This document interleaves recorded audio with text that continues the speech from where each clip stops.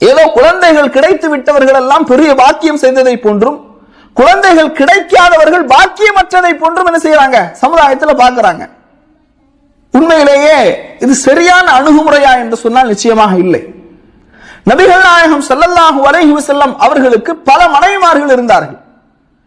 அந்த பல மனைவிமார்கள்ல அல்லாஹ் தஆலா யாரின் மூலமாக மட்டும்தான் குழந்தை பாக்கியத்தை கொடுத்தான்? ஹதீஜா ரலியல்லாஹு அன்ஹா அவர்கள் மூலமாக மட்டும்தான் குழந்தை பாக்கியத்தை கொடுத்தான். மற்ற மனைவிமார்களின் மூலமாக அல்லாஹ் தஆலா குழந்தை பாக்கியத்தை கொடுக்கல. அப்ப குழந்தை பாக்கியம் கொடுக்கப்பட்டவர்கள் எல்லாம் பாக்கியம் பெற்றவர்கள், நல்லவர்கள் என்றால் மற்ற மனைவிமார்கள் நல்லவர்கள் இல்லையா? மற்ற மனைவிமார்கள் பாக்கியம் பெற்றவர்கள் கிடையாதா?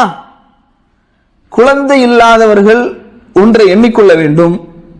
சிலருக்கு அல்லாஹ் தஆலா குழந்தையை கொடுத்து சோதிக்கிறான், எனக்கு குழந்தையை தராம சோதிக்கிறான்.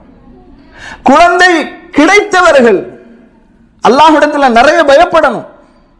காரணம், குழந்தை கிடைக்காதவர்களுக்கு மறுமையில நீ உன்னுடைய குழந்தையை எப்படி வளர்த்தாய் என்ற கேள்வி விசாரணை எல்லாம் கிடையாது. குழந்தை பாக்கியம் இல்லாதவர்களுக்கு குழந்தையை பற்றிய அந்த பொறுப்பு பற்றி எந்த விசாரணையும் கிடையாது. ஆனால் குழந்தை பாக்கியம் பெற்றவர்களுக்கு கூடுதல் விசாரணை இருக்கின்றது. அல்லாஹ் தஆலா மறுமையில கேட்பான், குல்லுக்கும் ராயின் குல்லுக்கும் மஸ்ஊலுன் அன் ரஇயத்திஹி, ஒவ்வொருவரும் பொறுப்புதாரிகள், அந்த பொறுப்பை பற்றி மறுமையிலே விசாரிக்கப்படுவார்கள் என்று நபிகள் நாயகம் ஸல்லல்லாஹு அலைஹி வஸல்லம் அவர்கள் என்ன செய்றாங்க, சொல்றாங்க. அப்ப அல்லாஹ் தஆலா குழந்தைகள் கிடைக்கப்பட்டவர்களுக்கு கூடுதலான விசாரணையை மறுமையிலே செய்வான். கண்ணியத்திற்குரியவர்களே,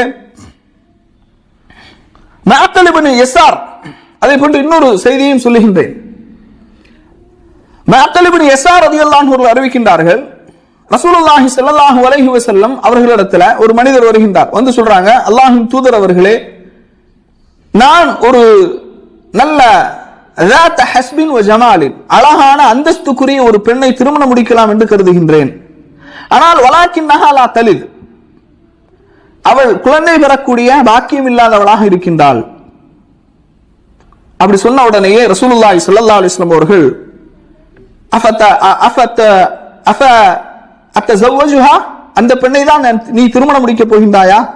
ஃபனஹாஹா, அதை ரசூல் ஸல்லல்லாஹு அலைஹி வஸல்லம் தடுத்தாங்க.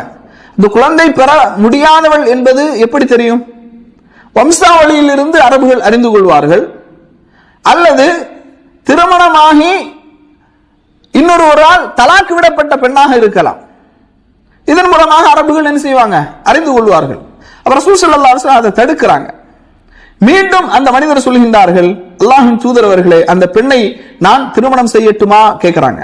மீண்டும் ரசூலுல்லாஹி ஸல்லல்லாஹு அலைஹி வஸல்லம் அவர்கள் தடுக்கின்றார்கள். மீண்டும் கேட்கிறாங்க, மீண்டும் தடுக்கின்றார்கள்.